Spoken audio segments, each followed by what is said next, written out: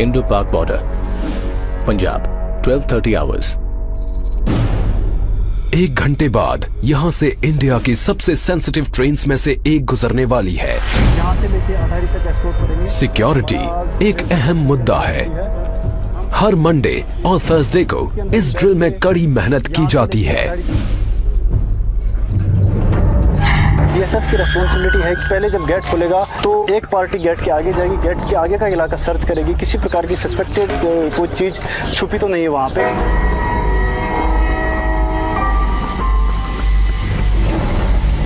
जो ट्रेन पाकिस्तान से आएगी उसको जीरो लाइन से एस्कॉर्ट करके यहाँ पे अटारी स्टेशन से पहले जीआरपी की पोस्ट पड़ती है, उनको हैंडओवर करके वापस आना। साथ में डोमिनेटिंग फीचर के ऊपर में हमारे वेपन माउंट होते हैं तथा गाड़ियों के ऊपर में वेपन माउंट होते हैं कि किसी प्रकार की कंटीजेंसी या कोई बंदा भागने की कोशिश करे तो उसे हम चेज करके पकड़ सकें। अटारी का high profile busy border Punjab के दूसरे बॉर्डर एरिया से बिल्कुल उलट है। इसकी उपजाऊ जमीन की वजह से पंजाब को इंडिया की ब्रेड बास्केट भी कहा जाता है। इसकी थोड़ी सी जमीन इंटरनेशनल बॉर्डर और फेंस के बीच में पड़ती है। एज अ किसान गार्ड बीएसएफ के जवान फार्मर्स की तलाशी लेते हैं, ये देखने के लिए कि कहीं कोई इलीगल एक्टिविटी तो नहीं चल रही। यहाँ पर जो फेंसिंग है और जीरो लाइन के बीच में 200-250 मीटर आगे तक किसानों का जमीन है। आगे हमारे जिस टाइम किसान जाते हैं उनको प्रॉपर हम चेक करते हैं और उनके साथ हम सुरक्षा गार्ड आगे भेजते हैं ताकि ऐसी जो सामान जो पाकिस्तान की तरफ से जैसे कि तस्करी का सामान होता है, हीरोइन वगैरह होता है और हथियार हमने हमारे कंट्री के अंदर नहीं है। पाकिस्तान और साढ़े नज़दीक है, नाल खेती उनकी है, नाल खेती आपकी है, कोई दिक्कत नहीं, कोई खौफ नहीं, उनका काम करते हैं, खेती वधिया। बीएसएफ अपने हमारे साथ है, जिथे जायदा नाल जाते हैं पूरा अपनी निगरानी रखते हैं, पूरा ध्यान रखते हैं। थोड़ी थोड़ी दूरियों पर भी बॉर्डर एरियाज एक दूसरे से बहुत अलग नजर आते हैं। बॉर्डर के कुछ हिस्सों में सीजनली पानी भर जाता है, जिससे सिंपल पेट्रोलिंग भी मुश्किल हो जाती है। जवान अपनी पेट्रोलिंग ड्यूटीज घुटने तक के रबर बूट्स पहनकर करते हैं।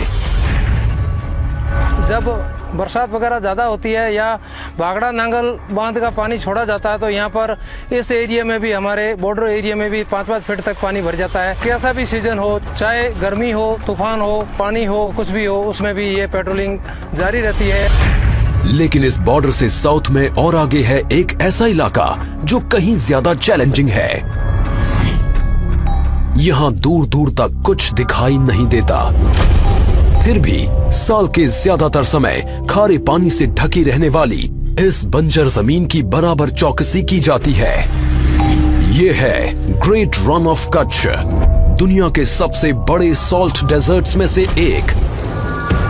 ये है वेस्टर्न टर्मिनस, पिलर 1175, इंडिया और पाकिस्तान के बीच आखिरी बाउंड्री पिलर।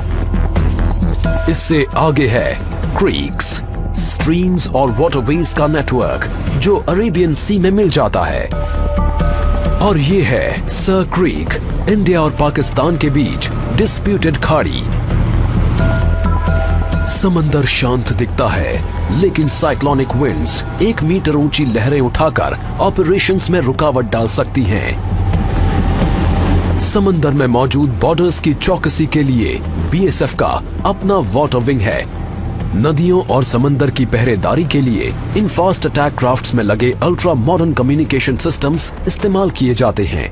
इस वेसल को हम रात को दिन में कभी मूव कर सकते हैं। लेटेस्ट टेक्नोलॉजी के हमारे जीपीएस है, रडार है, इको साउंडर दे रखा है, तो ये इसमें लेटेस्ट मैप्स इसमें फीड कर रखे हैं। इसमें हमने रूट मार्क कर रखे हैं, रात को सुबह हम कभी इसमें मार्च कर सकते हैं। सावला पीर क्रीक्स में ये एक ऐसी लैंड आउटपोस्ट है जो कई किलोमीटर के इलाके में हाईएस्ट पॉइंट है। बॉर्डरमैन हाई बूट्स और एंकलेट्स पहनते हैं ताकि उनके पैर जानलेवा सांपों से बच सके। वो इस वीरान पोस्ट पर साल के 6 महीने निगरानी रखते हैं। इसकी स्ट्रेटेजिक इंपॉर्टेंस बहुत ज्यादा है और इसकी वजह है पाकिस्तानी एक्टिविटीज। क्रीक्स के आसपास कीचड़ और दलदली जमीन पर दिन में 2 बार आने वाले हाई टाइड्स की वजह से पानी भर जाता है। इस जियोग्राफिकल चैलेंज को कंट्रोल करने के लिए स्पेशल स्किल्स की जरूरत होती है और ये क्रीक क्रोकोडाइल कमांडोज पानी और दलदल दोनों में काम को बखूबी अंजाम देते हैं। क्रीक्स में आने के तमाम रास्तों से घुसपैठ का खतरा बना रहता है। पड़ोसी की पकड़ी गई ये बोट्स इलाके की स्ट्रेटेजिक इंपॉर्टेंस की तरफ इशारा करती हैं। ऐसा इलाका जहां बॉर्डरमैन का इम्तिहान उस पार बैठा दुश्मन ही नहीं, यहां की जमीन भी लेती है। हजारों किलोमीटर दूर इंडिया के ईस्टर्न फ्रंट पर पड़ोसी बांग्लादेश का रुख दोस्ताना है, लेकिन फ्रेंडली बॉर्डर की पहरेदारी में अलग तरह के चैलेंजेस होते हैं, जैसे कैटल स्मगलर्स,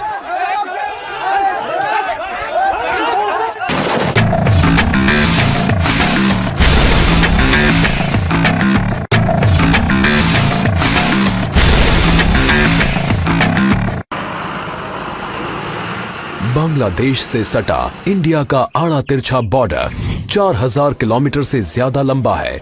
इसे रेड क्लिफ लाइन भी कहते हैं।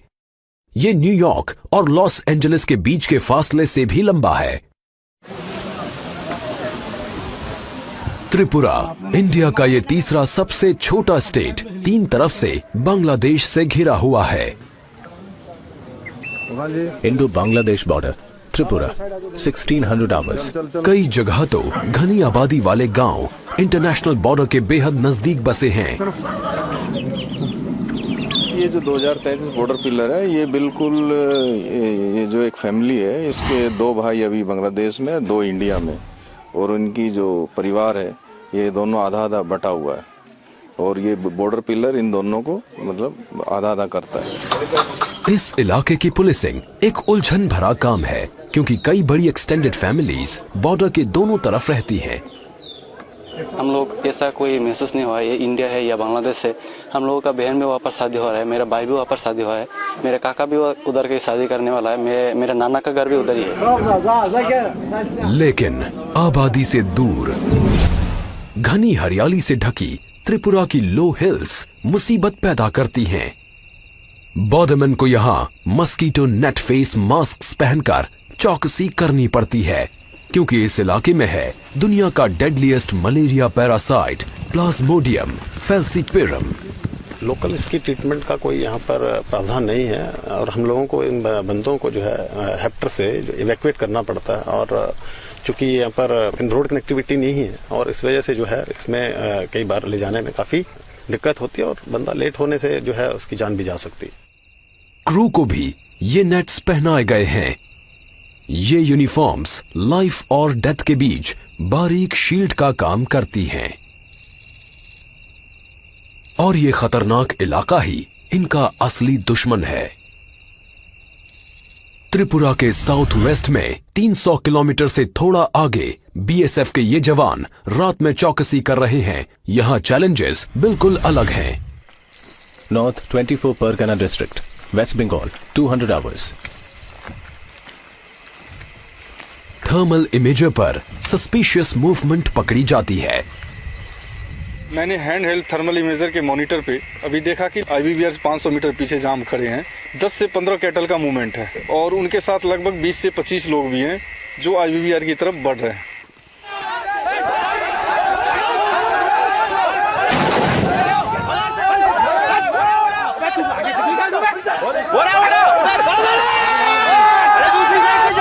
पीछा किया और पकड़ लिया। इंडिया बांग्लादेश बॉर्डर के 1/4 हिस्से पर फेंस नहीं है, इसी वजह से इन इलाकों में बहुत ज्यादा कैटल स्मगलिंग होती है। 2014 में लाखों डॉलर कीमत के करीब 20 लाख कैटल बॉर्डर के पार स्मगल किए गए थे। बॉर्डरमैन की स्ट्रेटेजिक पेट्रोलिंग टैक्टिक्स की वजह से अब स्मगलिंग में तेजी से कमी आई है। वेस्टर्न बॉर्डर की ही तरह यहां ईस्टर्न बॉर्डर पर जमीन पर सिर्फ बोट्स ही नहीं होते। बीएसएफ का specialised water wing Bay of Bengal के आसपास के तमाम वाटर चैनल्स को मॉनिटर करता है। Sundarbans West Bengal 10 hours. लगभग 10,000 स्क्वायर किलोमीटर्स इलाके में फैला सुंदरबन का आकार तकरीबन जमाइका जितना है। इसमें से आधा इंडिया में है और बाकी का बांग्लादेश में। यहां बीएसएफ तय काम को अंजाम देती है। गर्म और उमस भरे सुंदरबन में नहरों, कीचड़ और छोटे आइलैंड्स का एक उलझा हुआ नेटवर्क है। इलाका दलदली है और इसकी वीरानियों में मंडराते हैं जानलेवा क्रीचर्स, डंक मारने वाले से फाड़ डालने वाले तक। दुर्गा उन 3 फ्लोटिंग बॉर्डर आउटपोस्ट्स में से एक है जहां बीएसएफ सुंदरबन के आसपास के दूर दूर तक फैले रिवराइन बॉर्डर को मॉनिटर करने के लिए इस्तेमाल करती है। 353 टन का हर वेसल लैस है इको साउंडर्स और सैटेलाइट नेविगेशन इक्विपमेंट से, ताकि जवान इस बदलते मंजर पर महारत हासिल कर सकें। दुर्गा में रहते हैं 30 बॉर्डरमैन। बाकियों की तरह ये लैस हैं 4 फास्ट पेट्रोल बोट से, जो स्मगलिंग और घुसपैठ को कंट्रोल करने के लिए फ्लोटिंग चेक पॉइंट्स की तरह काम करती हैं।